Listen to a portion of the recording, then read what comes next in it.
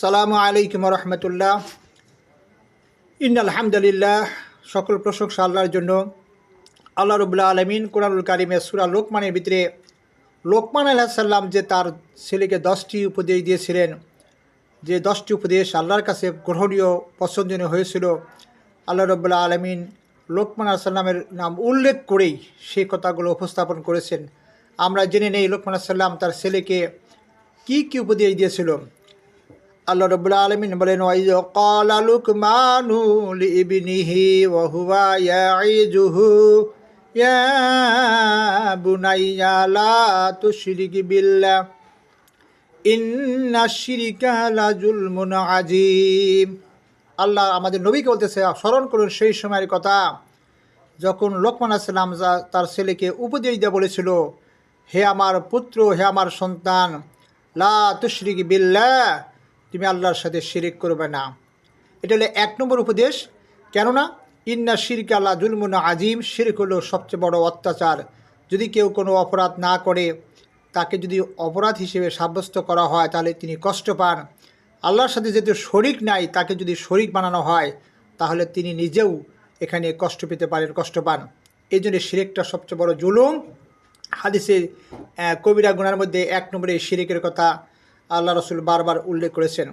2 নম্বর, লোকমান আলাইহিস সালাম তার ছেলেকে যে কথা বলেছিলেন, ইয়া বুনাইয়া ইন্নাহা ইন তাকু মিসকালা হাববাতিম মিন খরদালিন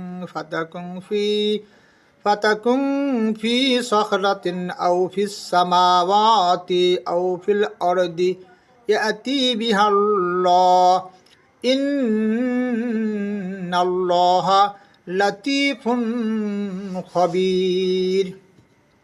আমল সম্পর্কে সতর্ক ও সূক্ষ্ম জ্ঞান করার জন্যই লোকমান আলাইহিস সালাম তার ছেলেকে বলেছিলেন, ইয়া বুনাইয়া, হে আমার সন্তান, ইন্নাহা ইন তাকু মিসকালা হাববাতিম মিন খরদালিন, তুমি যদি সরিষার দানার পরিমাণ কোনো আমল করো, সরিষার দানার পরিমাণ যদি কোনো সৎকর্ম করো, ফাতাকুন ফি সখরাতিন আও ফিস সামাওয়াতি, আর সেটা যদি কোনো পাথরের ভিতরে থাকে অথবা আকাশের ভিতরে থাকে, আও ফিস সামা আও ফিল আরদি, অথবা জমিনের মধ্যে কোনো লুকায়িত থাকে, যদি তোমার সৎ কাজ, সৎ আমল, সেই আমলটা যদি সরিষার দানার মতো হয়, তা যদি পাথরের ভিতরে থাকে অথবা আকাশের কোনো জায়গায় থাকে অথবা জমিনের কোথায় থাকে, ইয়াতি বিহাল্লাহ, আল্লাহ সেটাও তোমার আমল নামায় নিয়ে আসবেন, উপস্থাপন করবেন। ইন্নাল্লাহা লাতিফুন খবীর, নিশ্চয় আল্লাহ সূক্ষ্মদর্শী এবং সর্বজ্ঞ, সব বিষয়ে জ্ঞান রাখেন। লোকমান আলাইহিস সালাম 3 নম্বর তার ছেলেকে যে কথা বলেছিলেন, ইয়া বুনাইয়া আকিমিস সলাত, হে আমার সন্তান, তুমি নামাজ প্রতিষ্ঠা করো, নামাজ কায়েম করো। 4 নম্বর যে কথা বলেছিলেন, ও আমুর বিল মারুফি, তুমি সৎ কাজের আদেশ করো। অন্য জায়গায় নামাজের পরেই কোরআনের কথা বলা হয়, জাকাতের কথা বলা হয়েছে, এখানে কিন্তু তা বলা হয় নাই। যেহেতু লোকমান আলাইহিস সালাম নিজে জীবিত ছিলেন, তার সন্তানকে উপদেশ দিচ্ছেন, নেশাবের মালিক তাকে বাবাই থাকবেন, সন্তান নয়। এই জন্য জাকাতের কথা যেখানে উল্লেখ করা হয় নাই। এই জন্য বলছেন, ইয়া বুনাইয়া আকিমিস সলাত, তুমি নামাজ প্রতিষ্ঠা করো। ও আমুর বিল মারুফি, মানুষকে সৎ কাজের নির্দেশ দাও, সৎ কাজের আদেশ করো। ওয়ানহা আনিল মুনকার, আর মানুষকে অসৎ কাজ থেকে নিষেধ করো। ওয়াসবির আলা মা আসাবাকা, আর তুমি অসৎ কাজে নিষেধ করতে গেলে অত্যাচার নির্যাতন আসবে, মানুষ তোমাকে নিয়ে সমালোচনা করবে, তোমাকে জেল মামলা মোকদ্দমায় তোমাকে কি করবে, নির্যাতনের স্টিম রোলার চালাবেন। এই সময় তুমি সবর করবে। এই জন্য এই লোকমান আলাইহিস সালাম বলেছেন, ওয়াসবির আলা মা আসাবাকা, অসৎ কাজ করতে গিয়ে, অসৎ কাজের নির্দেশ করতে গিয়ে তোমার উপর যে অত্যাচার আসবে, ওই সময় তুমি সবর করবে, ধৈর্য ধারণ করবে।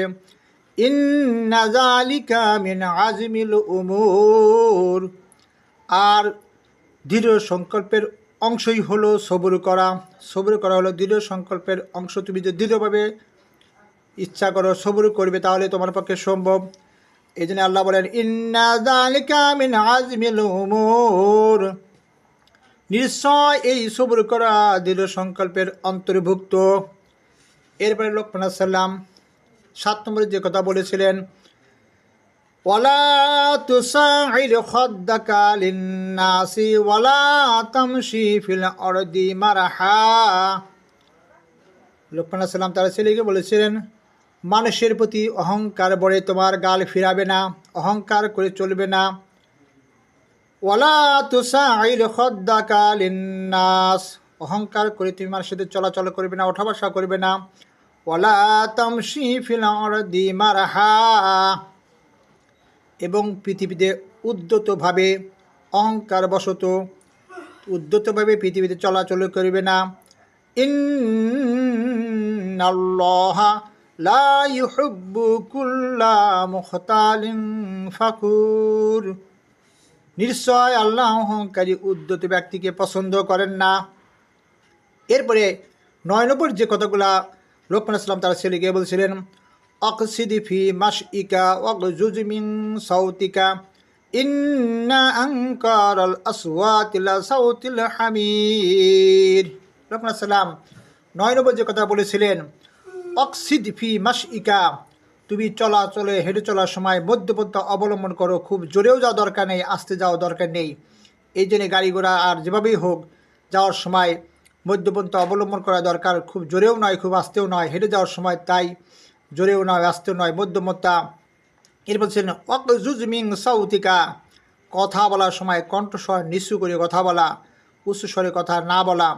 এই কথা বলার সময় সাবলীলভাবে কথা বলা।